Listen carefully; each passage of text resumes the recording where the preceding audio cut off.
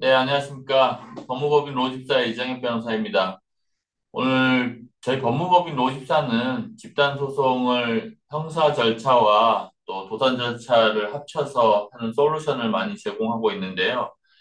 하루인베스트와 관련된 피해자들 집단소송, 그리고 델리오 예치 서비스와 관련된 집단소송을 좀 저희가 대리를 하고 있습니다. 그래서 뭐 형사 절차는 현재 그 고의 여부에 따라 가지고 이제 판결이 될 것 같은데 계속 진행 중인 상황이고요.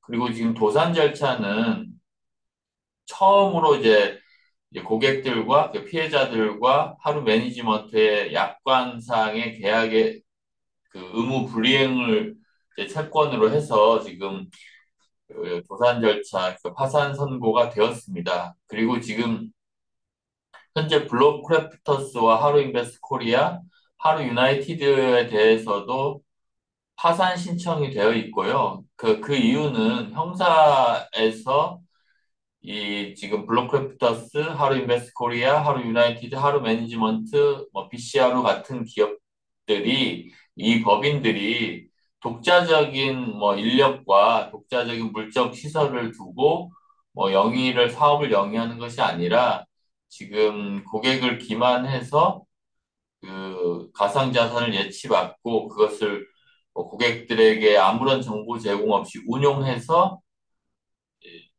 수익을 올리는 그런 모델을 하기 위해서 규제를 회피하기 위해서 만든 법인에 불과하다라고 지금 수사기관은 보고 있습니다. 그래서 이 부분에 대해서는 아마 형사 판결이 이루어지면 이제 회생법원에서도 마찬가지의 결론이 있을 것 같은데요. 지금 회생법원에서는 아직 채권자들의 신청이 회생이기 때문에 과연 하루유나이티드나 하루인베스트 코리아, 블록크래프터스가 이제 법인격을 인정을 할 수 있는지 여부에 대해서 좀 고민을 하고 있습니다.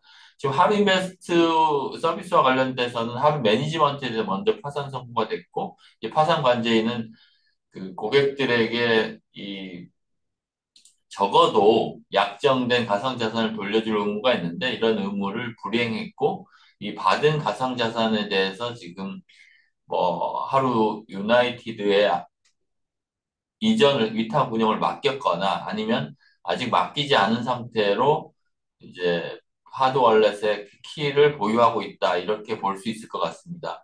그래서 지금 화상관제인은 바로 하루 그 매니지먼트의 화상관제인으로서 그 법원 혹은 이제 법원을 통해서 그 수사기관인 검찰에 가지고 있는 이제 처분권, 그 하루 매니지먼트가 하드월렛의 소유자이고 이 처분권을 가지고 있기 때문에 이것을 돌려달라, 하드월렛을 돌려달라라는 아마 청구를 할 것 같은데요.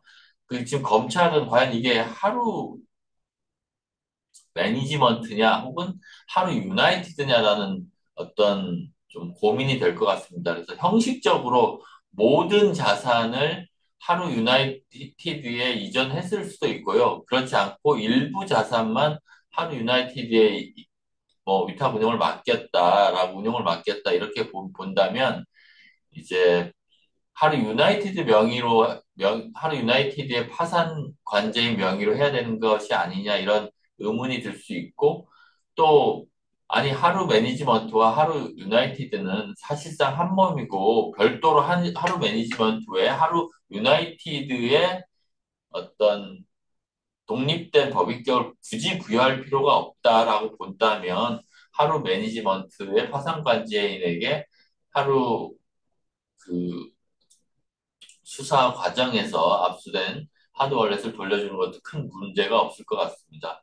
저는 개인적으로 하루 유나이티드에 대해서 어떠한 형식으로도 독립적인 물적 시설과 그리고 운용 인력을 가지고 그, 어, 이제 가상자산 관련된 자산 운용 서비스를 했다고 보지 않고요. 그냥 형식적으로 페이퍼 컴퍼니로서만 그냥 하루 매니지먼트가 하루 유나이티드의 자산 운용을 또 맡기고 하루 유나이티드는 뭐 방준호나 혹은 하루 매니지먼트, 하루 그 블록크래프터스 내부의 그 운용 인력에게 맡겼다고 보고 있습니다. 그렇기 때문에 하루 매니지먼트에 그 파산 관제인에게 이 하드 월렛을 교부하는 게 큰 문제가 없고, 그것은 하루 유나이티드가 별도로 하루 매니지먼트와 별도로 독립된 법인격을 부여할 필요가 없다라고 사법당국에서 판단하면 가능하다고 봅니다. 일단 그걸 먼저 해야 될 것이라고 생각하고요.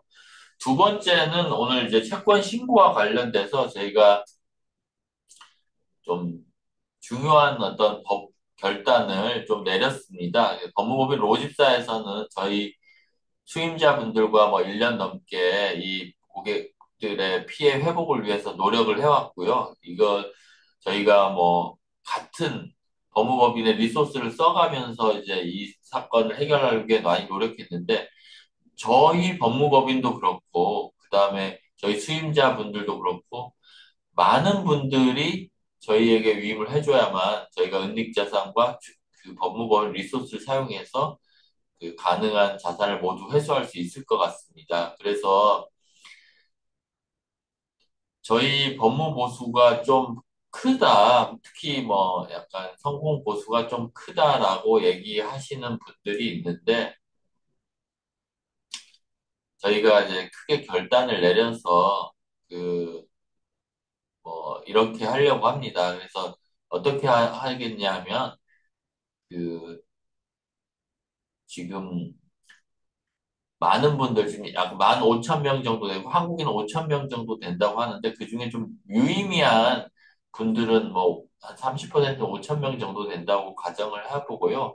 이분들을 저희가 수임하기 위해서 최대한 노력을 하고, 그게 지금 채권자 분들 전부를 위해서 좋다고 생각합니다. 그래서 당분간 이제 뭐 1,000명 기준으로 해서 이제 저희에게 온라인을 통해서 위임을 하면, 그 위임된 거에 따라서 저희가 전체 채권자들의 약정된 성공 부수율을 계속 낮추도록 하겠습니다. 물론 많은 분들에 대한 대리를 하게 되면 저희 법무법인의 리소스가 많이 잡아먹고 비용도 많이 드는 건 사실인데요. 그것과 그 다음에 많은 분들이 들어와 주는 것과 비교 형량을 해서 저희가 결단으로 뭐 많은 분들이 참여하면 할수록 저희가 이 성공 보수율을 낮추겠다라고 이제 내부 회의를 통해서 말씀드리게 됐습니다. 그래서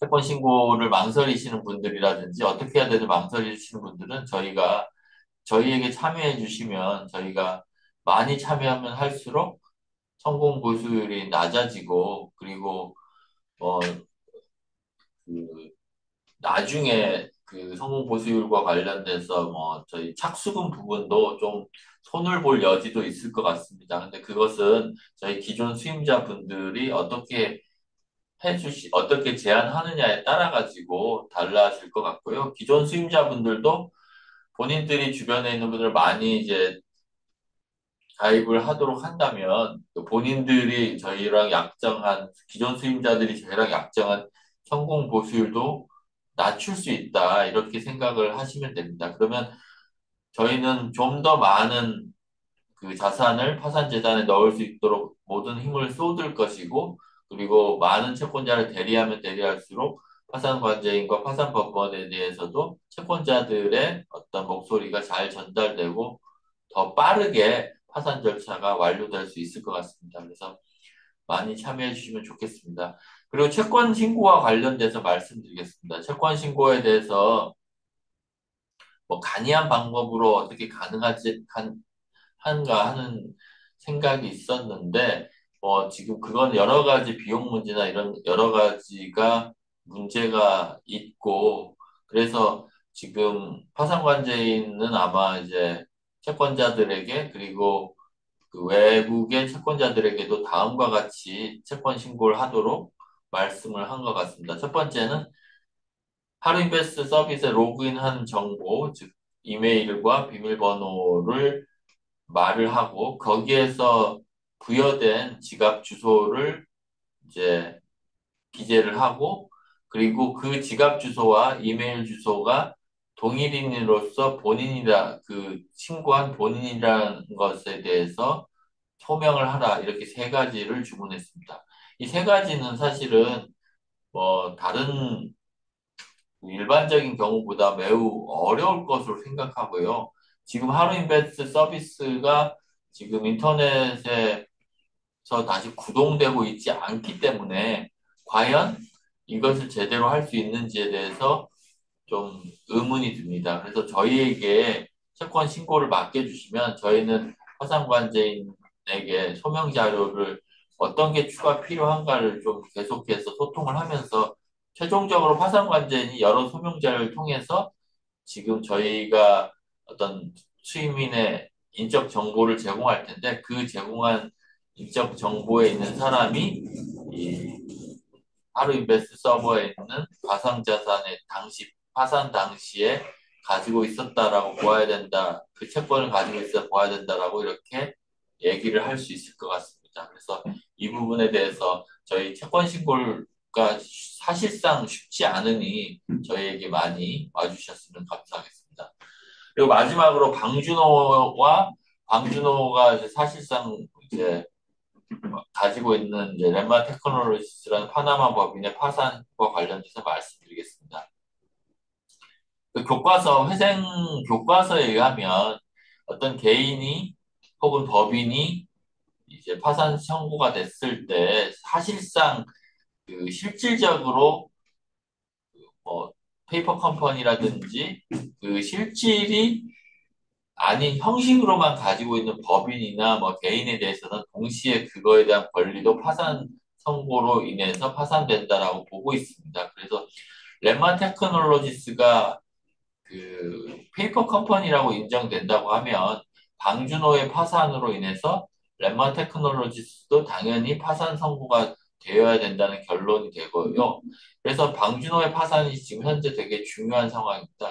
그런데 방준호의 경우에는 하루인베스트 외에도 델리오의 트라우마 인포텍 그리고 뭐 지금 제가 개인적으로 파악하고 있는 개인들이나 아니면 다른 블록체인 기업들도 마찬가지 방준호의 고객으로 지금 어느 정도의 채권을 갖고 있는지 지금 불명확하게 되고 있습니다. 그래서 지금 방준호 씨는 뭐 본인이 지금 가지고 있던 계정에 대해서 지금 법적 분쟁, 그 어테스토라는 영국 부실채권 회사와 법적 분쟁이 있는데 그 법적 분쟁을 합리적으로 본인 말로는 합리적으로 자신이 협상을 해서 최대한의 피해 회복을 하겠다라고 얘기하는데 지금 본인이 그런 의사를 갖고 있다고 하더라도 법률에서 이제 파산 상태에서 그런 권한이 사실 인정할 수가 없습니다. 그러니까 채무 초과 상태에서 채권자들 전부의 동의 없이 어떤 중요 자산을 처분한다는 것은 불가능하기 때문에 합의할 수 있는 권한이 없습니다.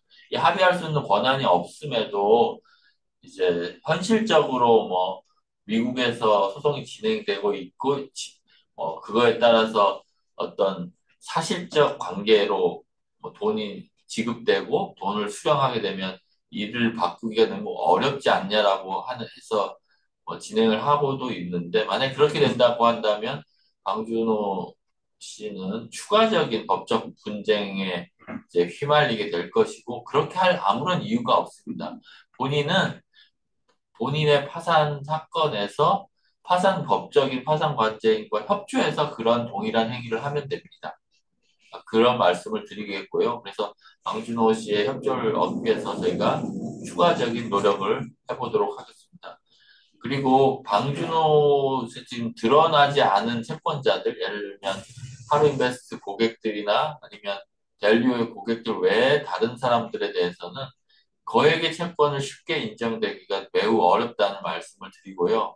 그리고 그 채권의 인정과 관련돼서 뭐 여러 가지 법률적 분쟁 그리고 자금 세탁 문제 같은 것도 아마 추가적인 분쟁이 될 수 있으니까 그 방준호에 대해서 거액 채권자를 가지고 계신 분이 이걸 보시게 되면 저희하고 상담해 주시는 게 낫지 않을까 그렇게 생각해보고 있습니다.